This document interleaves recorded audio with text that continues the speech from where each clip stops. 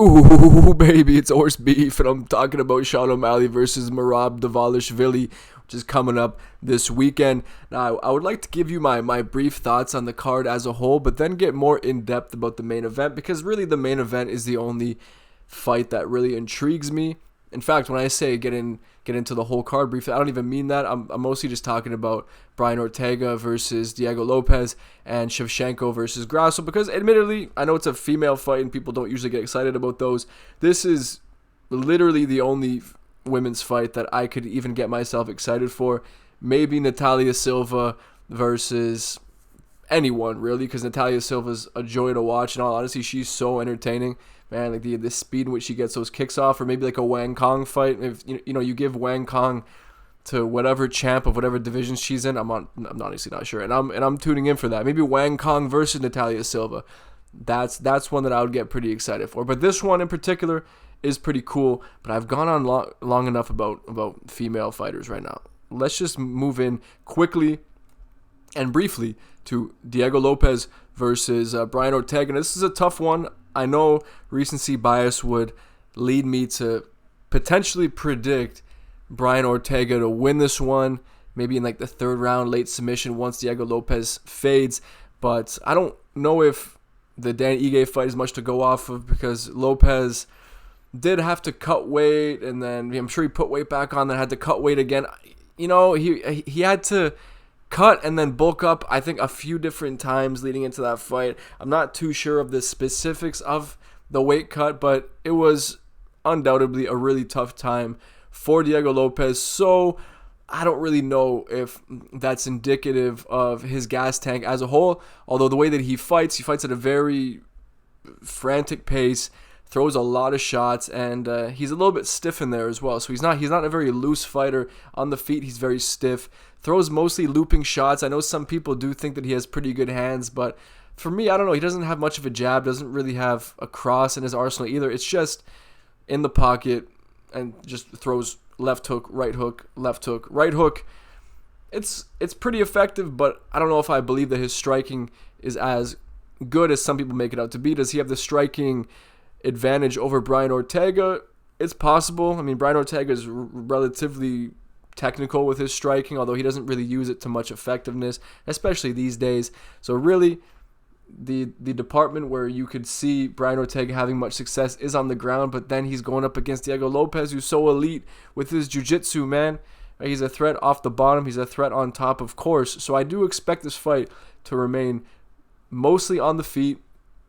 And in the end, I do think that Diego Lopez will win this one, and I think it'll be a decision. I don't know if he'll hurt Brian Ortega. I mean, Brian Ortega has been cracked on that chin many times and taken a lot of damage throughout his career. So if this is the time where we see Brian Ortega finished, I mean, like genuinely finished, it wouldn't really surprise me, but I am going to pick Diego Lopez. I just feel like the activity of Brian Ortega has just hurt him, and the activity of Diego Lopez has, if anything, just accelerated his growth. And just think of the experience that Diego Lopez has against real challengers. He's been so active, and he's given me every reason to just believe that Dan Ige fight was an outlier, and we'll see a real prime version of Diego Lopez going into this one. So I am going to pick him, but by decision. I don't think he'll finish him, but if he gasses in that third round and Brian Ortega ends up finishing him with like an arm triangle or a Darce guillotine triangle choke, any of them, I would not even be surprised one bit, because, like I said, Diego Lopez could very well have a gas tank issue, but it remains to be seen this weekend. Shevchenko versus Grasso. Now this for me is just the definition of a pick'em. I have no idea what to choose here. I did have Shevchenko winning the rematch. It should definitely be 1-1 between these two.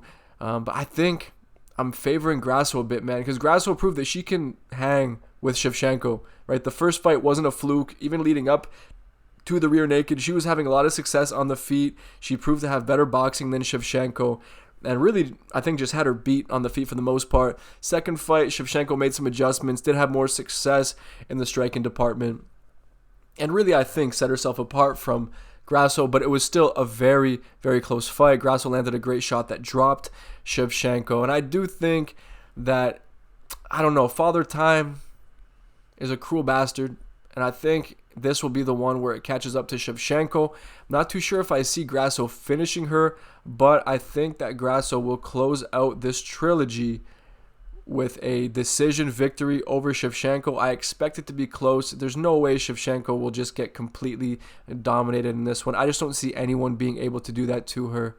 But I do see Grasso winning this. I think she's really great. Honestly, Grasso I think is one of the best female fighters that we have right now. For sure, up there between her and Weili Zhang, I think are the most skilled women who compete in the UFC right now. And I do think that she'll get it done by decision versus Valentina Shevchenko. I am honestly looking forward to that fight. It should be a good one. But let's get into Sean O'Malley versus Merab Dvalishvili. Now, for me, this is just the definition of a pick'em. I have no clue which way this fight's going to go, because for me, it could go one of two different ways, right?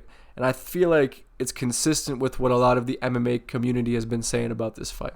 Sean O'Malley either gets Merab out of there in the opening 2 rounds, or Merab grinds out a relatively boring, maybe not boring decision, but grinds out a decision nonetheless. Because, I don't know, Merab fights at a crazy pace, and not everyone's able to keep up with it. We've even seen guys like Peter Yan fall prey to this frantic pace. Henry Cejudo, we've never even really seen Henry Cejudo gas out, especially to that degree, man. Henry Cejudo was done in the 2nd round against Merab Dvalishvili. It's just the pace and the pressure that he puts on guys, and we haven't seen Sean O'Malley against this type of an opponent, right? His gas tank looked incredible against Chito Vera, but Chito Vera was the perfect dance partner for O'Malley to display a great gas tank, because Chito does not control the pace of his fights. His opponents generally do, and he allowed Sean O'Malley to control the pace and pick him apart at range. Rarely gave Sean anything to really worry about in that one, so he was able to keep up that pace for 25 minutes with relative ease. That'll be very tough, though, with Merab. It'll be extremely tough. Even if he clips Merab early, if Merab is able to survive and, forces Sean O'Malley to fight off multiple takedowns, maybe lands shots of his own in the midst of it. Although, yes, I understand Merab is a bit of a dum-dum in the octagon, and just in general, right, with some of his antics recently. The guy just doesn't seem like the smartest dude of all time. But stylistically, he has the recipe to beat somebody like Sean O'Malley. It's just such a tough one to pick. Realistically, if Sean does win this one, I see a knee. And I know a lot of people are calling for that left hook, right? Cejudo landed it on Merab. Marlon Moraes landed it on Merab and hurt him real bad. But you just can't seem to finish Merab, which is the problem. So I can see in the first couple of rounds, Sean O'Malley lands a big shot, stuns Merab, chases the finish. Merab survives. And then what happens here if Sean O'Malley gasses? If he gasses early, which is very possible, man. And obviously we don't have a whole lot of examples because we haven't really seen Sean O'Malley against a whole lot of high-level opponents, in all honesty.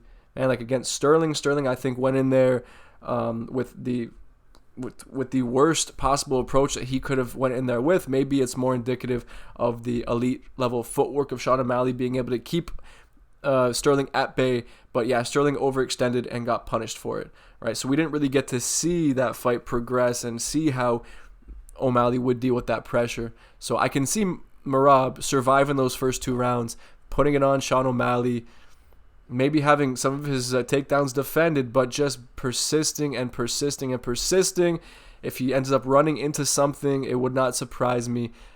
But I do honestly think that Merab is going to get this one done by a decision. I can even see a late finish for him. If Sean O'Malley really is that drained, nasty ground and pound while Sean is drained on the mat, completely gassed out, bewildered by this pace that has been put on him by this absolute machine in Merab Dvalishvili.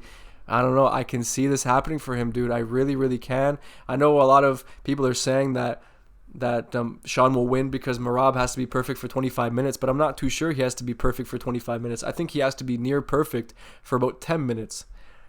And then I think the pressure will start to set in, the pressure, the pace. Sean will succumb to it, and I do believe that in the end, Merab will triumph over O'Malley. I'm not saying I want him to beat O'Malley, right?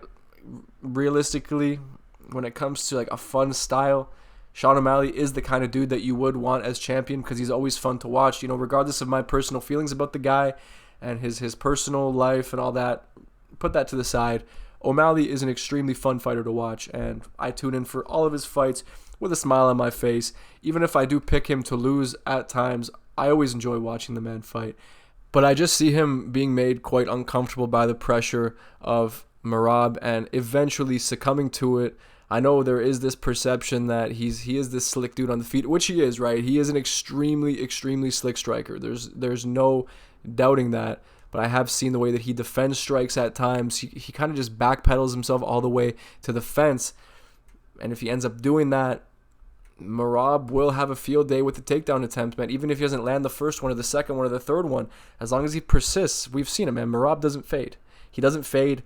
Of course, the trade-off to that is the fact he doesn't really have a lot of stopping power in his hands, so that there favors Sean O'Malley because he's the guy with the nuclear option. He's the one who can finish the fight at any time. And Merab, yes, he does have to be perfect as long as Sean O'Malley still has some pop in those shots. So, yeah, whichever way this fight goes, whether Sean finishes him early or Merab grinds him out, I wouldn't be surprised either way. This is a great fight. I'm very excited for it. Maybe not the event as a whole. I think, Dana White did anything but deliver on this event as a whole, especially with the hype that he put behind it. It's groundbreaking, and I don't really care about the production. The production could be incredible.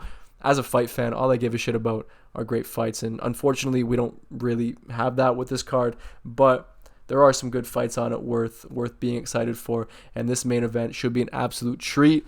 Anyway, guys, those are my thoughts on the final 3 fights of the card this weekend. Of course, the rest of the event, I'll be posting my picks as I usually do, right? Just circling who I think will win. I will be posting that prior to the card beginning this Saturday. But I do appreciate you watching as always, and I'll see you in the next one.